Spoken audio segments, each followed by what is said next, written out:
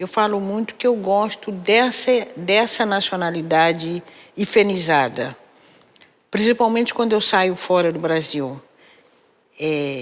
Eu me apresento como uma escritora brasileira, porque nasci no Brasil, porque tenho nacionalidade brasileira, mas a minha nacionalidade eu faço questão de afirmar uma nacionalidade hifenizada, que é uma nacionalidade afro-brasileira.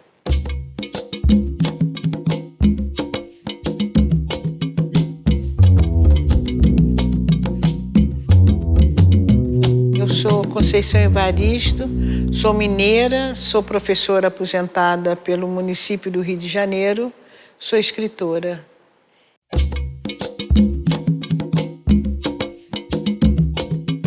Eu penso nessa satisfação de me afirmar como descendente de povos africanos. A negritude, para mim, está muito relacionada a essa afirmativa da nossa descendência. E isso me traz essa sensação de orgulho étnico, né? de ser descendente de povos africanos que estão plantados na nacionalidade brasileira. Então, ser negritude, para mim, envolve essa afirmativa étnica que é feita com muito orgulho.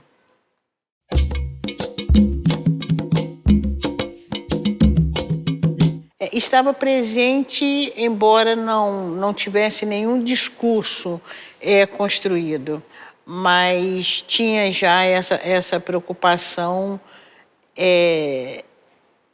de não permitir humilhação. As histórias que eram contadas dentro de casa, mesmo as histórias de escravização, foram sempre histórias contadas com um certo orgulho, né? Por exemplo, tem uma história de minha tia-avó que ela se rebela contra o senhor. Eu me lembro da minha tia contando isso com muita ênfase, né? Com muito orgulho, embora não tivesse um discurso tão elaborado como aquele que eu fui adquirir ao longo dos anos. Mas, ao mesmo tempo, também era um sentimento de negritude. Não era, por exemplo, como hoje, que é uma negritude muito mais propositiva. Naquele momento ainda era uma negritude que buscava o seu espaço de afirmação. Era uma negritude que apontava muito mais para a nossa situação de negros a história de dominação ainda estava muito próxima, né, desse discurso, né, de negros que eram o tempo todo vigiados por brancos, isso que eu quero dizer. De negros que nós tínhamos de ter um certo comportamento, porque o branco estava sempre ali para nos acusar, para ditar regras. Hoje a gente tem uma negritude que se rebela muito mais, né? Uma negritude que não está preocupada em seguir padrões que os brancos possam ou queiram nos ensinar. Eu tive um tio, irmão da minha mãe, e com ele eu tive as primeiras noções de negritude, porque ele tinha ido à Segunda Guerra Mundial e volta ao Brasil, então, como ex-pracinha, ele teve a oportunidade de estudar, se transformou num funcionário público. E hoje, hoje não, já há bastante tempo, recordando as discussões da negritude, aí eu estou falando do próprio movimento da negritude, eu tenho quase certeza que esse meu tio, ele foi contaminado, ele tomou conhecimento dos discursos da negritude, negritude como movimento, né? Eu tenho quase a impressão que ele tomou conhecimento e passou para nós, principalmente para mim, que era a sobrinha que estudava na época.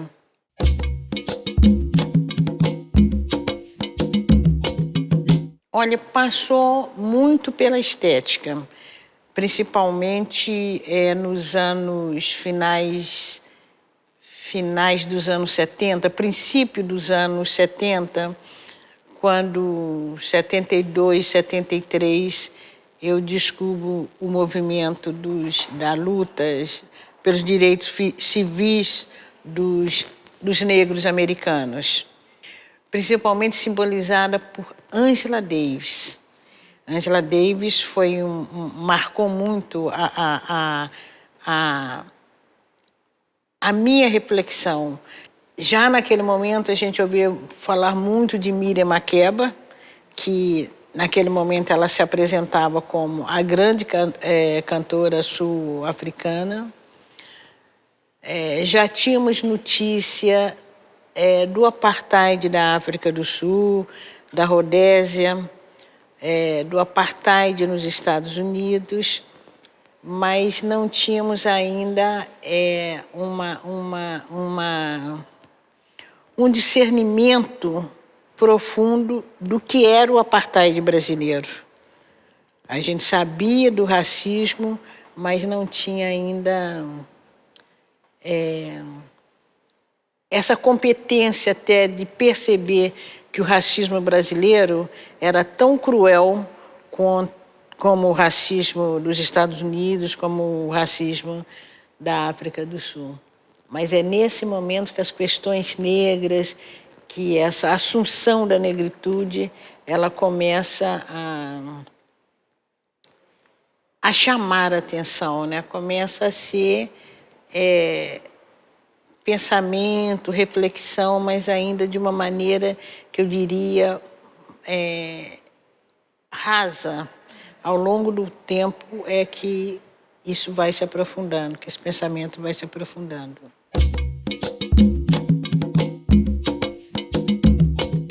A minha dissertação de mestrado, eu dei o título Literatura Negra, uma poética de nossa afro-brasilidade.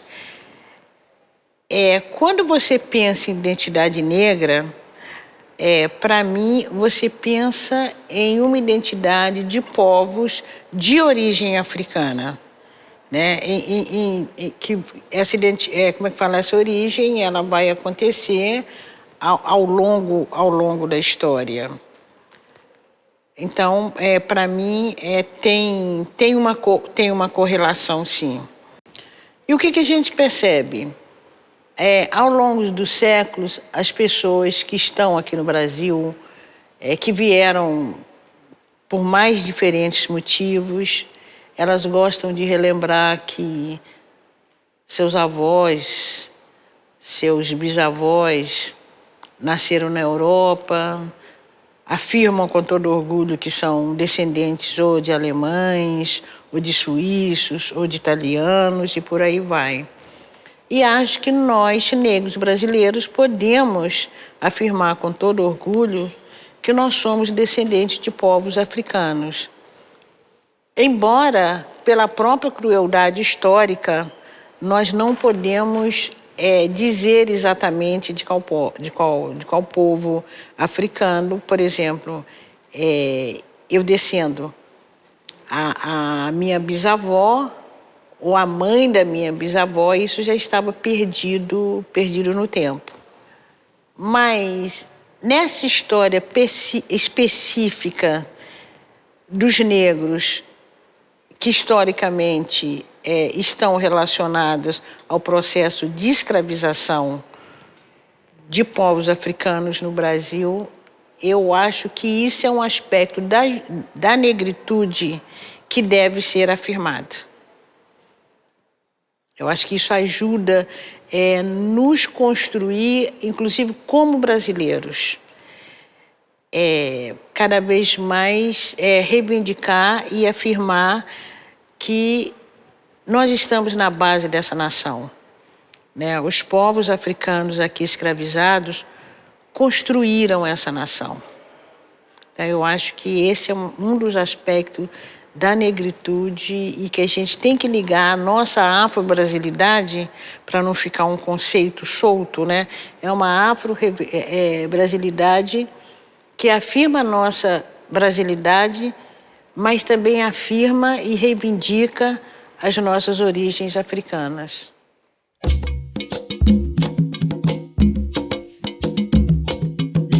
Hoje é um aprofundamento, né? No Rio de Janeiro a gente fala muito, né? Os nossos passos vêm de longe. Então eu acho que hoje é um aprofundamento e, sem sombra de dúvida, assim como uma geração que me antecedeu começa a abrir caminhos, quer dizer, quando a gente pensa na própria Frente Negra Brasileira, quando a gente pensa no Teatro Experimental do Negro, com Abdias do Nascimento, quando a gente pensa, se a gente volta para o processo de escravização dos africanos no Brasil, nós vamos ter as associações religiosas, né, católicas, dos homens de cor. Então, eu acho que são caminhos que vão se aprofundando ao longo do tempo. E parece que o grande auge da reivindicação foi justamente no final dos anos 70, nos anos 80, inclusive com o movimento negro unificado. Aquele momento foi um momento que marca muito esse discurso dos negros brasileiros. É um momento em que mesmo quem não era militante começa a ouvir. É uma negritude que é colocada também do ponto de vista da cultura, que tem, inclusive,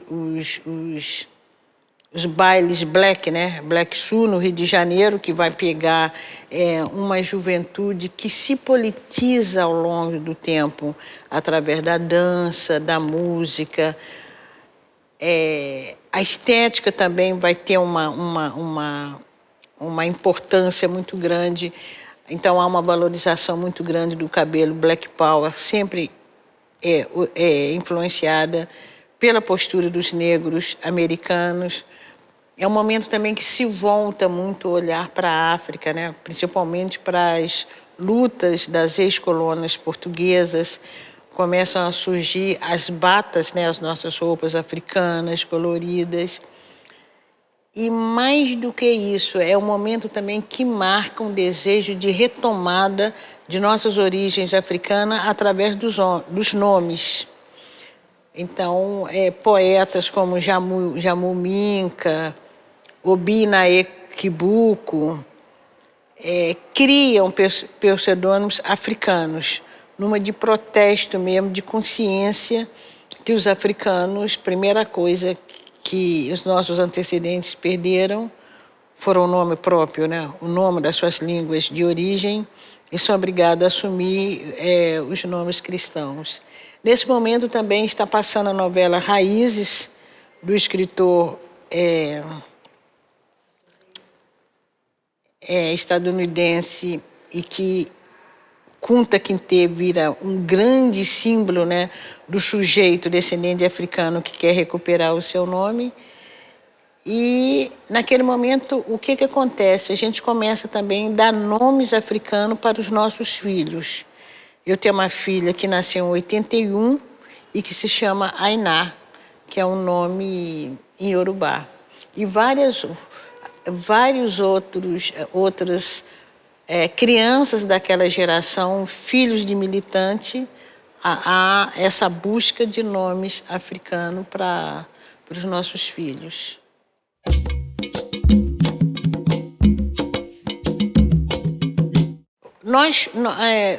O próprio movimento negro, nós fizemos um trabalho de recuperação positiva da própria palavra negro, né? Preto era uma maneira de se referir às pessoas que não tivesse o tom de pele branco. E negro tinha muito caráter pejorativo.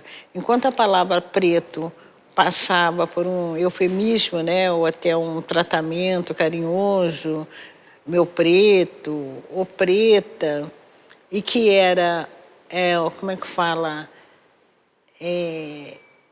expressões, ou uma expressão que, na verdade, procurava não criar conflito, enquanto a palavra negro tinha um caráter muito pejorativo, né? Seu negro vagabundo, ou negro sem vergonha, ou negro preguiçoso. Então, a palavra negro ela tinha esse sentido pejorativo.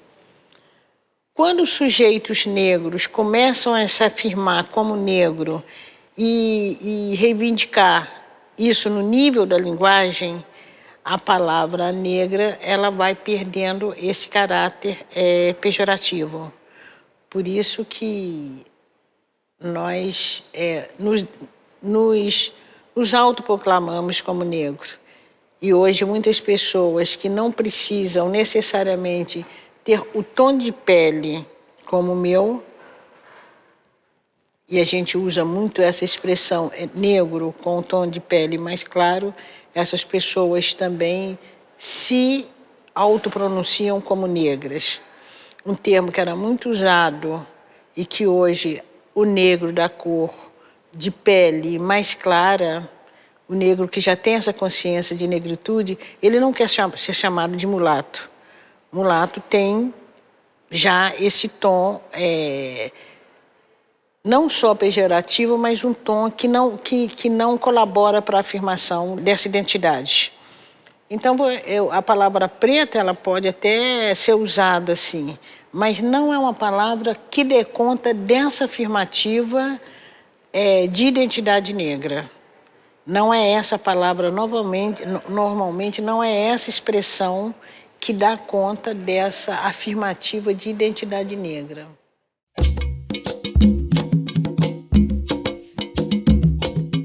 Se a gente for pensar sobre a própria estrutura da sociedade brasileira, nós vivemos num país extremamente racista e que sempre tentou jogar o racismo para debaixo do tapete. Eu poderia dizer que todas as instituições brasileiras são instituições racistas. A academia é uma instituição racista, a igreja é uma instituição racista, inclusive se a gente for retomar a história do cristianismo, a história do catolicismo, né? Como o catolicismo foi conivente com a escravização de africanos. Eu sou de uma geração, eu estou com 72 anos, eu sou de uma geração que você contava nos dedos, aliás, e eu vivia numa cidade que era Belo Horizonte, você não via padres negros e freiras negras. Aliás, tem um livro muito interessante da Ana Maria Gonçalves, que é Um Defeito de Cor, né? Esse defeito de cor, as pessoas negras, para terem funções eclesiásticas, para serem padres ou irmãs, elas tinham de assinar um documento que ela abdicava da cor dela. Ela abdicava da cor preta, quer dizer, isso na teoria, né? Porque se eu assinar um documento abdicando da minha cor, esse documento não me faz branca. Os espaços de lazer da sociedade brasileira são espaços racistas. A geografia da cidade é uma geografia racista, né? Das grandes cidades, pelo menos. De um lado, você vai ter moradores ou bairros chamados nobres, a grande maioria ali você vai encontrar pessoas brancas, e quando uma pessoa, brancas e ricas, e quando um sujeito negro e rico vai morar nesses grandes bairros, ele também passa por processos de estranhamento. Então, eu diria que todas as instituições brasileiras elas foram construídas sobre o racismo. E isso, consequentemente, a gente vai ter também uma instituição policial racista.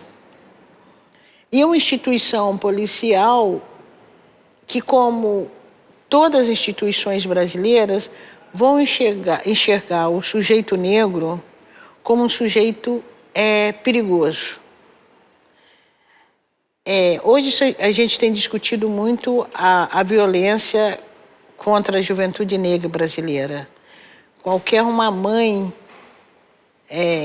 que tenha um filho adolescente negro, ela anda com o coração na mão. Mas essa violência da polícia, ela reflete uma violência que está na raiz da sociedade brasileira. E isso, sem sombra de dúvida, uma das instituições brasileiras em que esse racismo fica muito declarado, sem sombra de dúvida, essa instituição policial, né? Essa instituição em que o negro é sempre suspeito. E antes de conferir, antes de dirimir qualquer dúvida, ele está na mira da morte. Então, isso é fato verídico, né? É só a gente ler as estatísticas. Agora, o que eu tenho afirmado é que essa violência da nação brasileira, ela não nasce agora. Nós temos uma violência que ela vai se aprimorando ao longo dos tempos. Uma nação que se constrói tendo na base a escravização de pessoas, no caso aí, os africanos e seus descendentes, e a dizimação dos povos naturais da terra, e aí eu estou falando das comunidades indígenas, ela é uma nação que tem a violência na sua raiz, como a própria América Latina, né? A América Latina, ela se forma, né? Ela se constrói, não só a América Latina, né? Como a América do Norte também, a gente sabe das questões dos povos naturais da terra, né? Então, são territórios nacionais que se constroem em cima da violência contra aquele que já habitava ali, né? A descoberta das Américas não é descoberta das Américas, né? A descoberta do Brasil não é descoberta do Brasil. São apropriações de territórios que antes já tinham donos. E as nações se constroem sob o manto da civilização, sob o manto do cristianismo. E essa violência ela vai se aprimorando através do tempo, né? Hoje não são os franceses ou holandeses que chegam para invadir o Maranhão. Mas nós temos outras formas também de uma violência instituída. Quer dizer, tem a pobreza, tem o tráfico, tem a falta de cuidado, tem a educação precária. Então, há maneiras, né, genocidas de acabar com o povo, né? A violência, ela se aprimora, né?